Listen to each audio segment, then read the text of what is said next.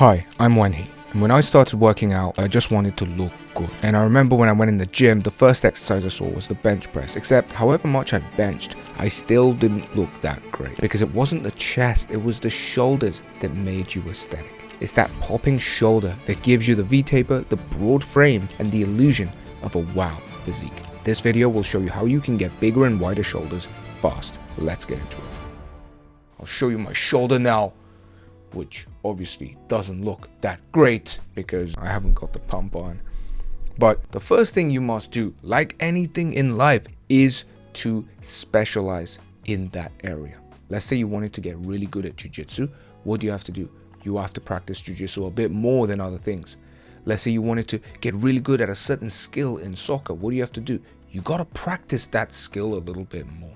The same thing is with the shoulder. What does that mean? Have 3 shoulder days in the week, train shoulders until you can't lift your arm anymore? No. You guys know by now, if you watch this channel, that I vouch for a minimalist training system. Routines down below, by the way, where you actually can balance your workouts with other things in life. So what does a shoulder focused routine look like within the minimalist system?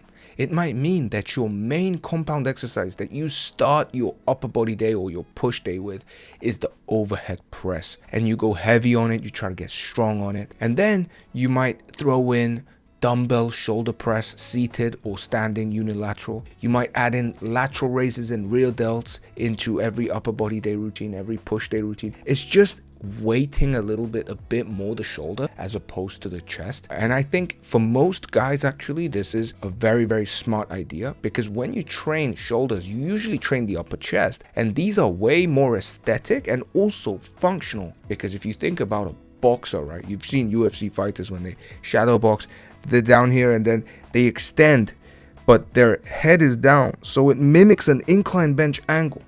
This incline bench, overhead press, these are the things that are actually going to give you the shoulder. Specialize and focus on the shoulders and make that reflect in the routine itself. Next point, most people do too many lateral raises, because immediately after the lateral raise, you look in the mirror, you're like, shit, my shoulder's big. And so you think that's what's going to make your shoulder big. But you go home after a couple hours, you look in the mirror, the pump is gone, and you look flat.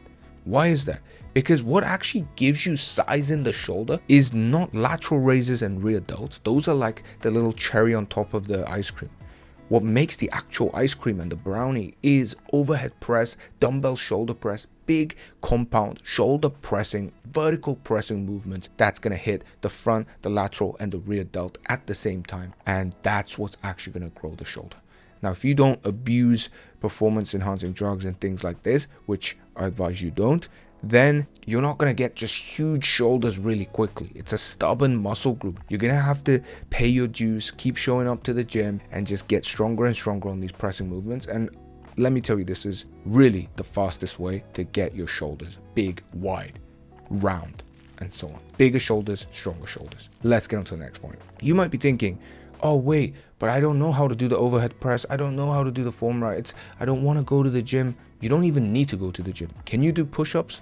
Okay, great. You're ready for the next step. Push-ups are like the bench press in the gym. It just really targets the shoulder and the front shoulder and the chest. But in order to really just pack on shoulder size, you need to be training the shoulder in a preferential way with bodyweight training as well. How do you do that is you basically change the angle so that it becomes more vertical. So one intermediate / advanced way to do that is to do the pike push-up. You can do it on the ground, make it even harder by using like mini parallel bars. And the variation after that, which you want to build up to, is handstand push-ups. This is no easy feat. This is basically an overhead press turned upside down. To be honest, if you can do 6 reps, 8 reps with your body weight, it already means you got pretty damn good level of strength, and it looks badass as well. So I very much encourage those of you that are into bodyweight training to actually prioritize this. Like really make that the first exercise of your bodyweight routine, trying to build up to the handstand push-up. And if you can even do handstand push-ups on parallel bars or weighted handstand push-ups, your shoulders will be good. Next, recently after an injury, I asked my mother, actually, did I get fat? And she actually said, you actually got really bigger and wider. And I said, wait, that makes no sense. I'm not stronger on the shoulder press. What the hell is going on? And what actually happened is that I started actually training my upper back and my lats a little bit more. What actually happened is that because we all have this kind of rounded shoulder action, it just looks a little narrower. But because I trained the upper back and the lats, it kind of made my shoulder sit wider. Even though the shoulder size stayed the same, my whole physique kind of widened as a result of training the upper back and lats. So you'll actually realize that for those of you guys that want a wider frame, a broader frame, that V-taper, the best way to actually give you that width on the shoulder, the illusion of a wider shoulder, is to train the lats and the upper back. You do that with, for instance, pull-ups, lat pull-downs if you can't do pull-ups, chest supported rows, rear delt flies. All of these things are going to really train those muscles, those scapulars, the traps, the rhomboids, that kind of give you that structure. Basically, instead of making the shoulder bigger, it's going to make your shoulder sit wider. So look at this. Most people are like this. Imagine if you train the lats and you tense the lats. You know this bodybuilding pose where they go like this? You look like an idiot, but this is an exaggerated point where because of the lat action, it looks like the shoulders freaking sitting wider.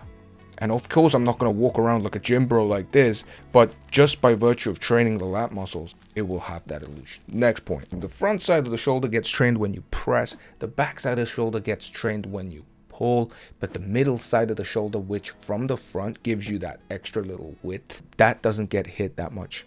So that's why a lot of people do side lateral raises. It's a great exercise. I've been doing it since the beginning of my gym journey. I'm still doing it now as I record this video. It's a great exercise. So do lateral raises, whether it's with dumbbells, whether it's with machines, single leg, whether it's with cables. It doesn't really matter. The main thing is that you don't use your arms and your wrist and you do this like flailing motion. Instead, you keep your elbows maybe higher than your wrist is a good way to remember, and just raise with your elbows. Imagine your hands are just captain hooks for the dumbbell, and just raise the elbows. And already, even just with your body weight, do this with me now and you're gonna feel it. You're gonna feel like the burn in the lateral delt. But basically, you want to be training the lateral delts and also the rear delts that don't get trained as much generally. So doing rear delt flies, rear delt fly machines, this is a very great way to, again, add that icing on the cake, the extra 20%, the extra little pump that gives you that kind of, oh wow, right?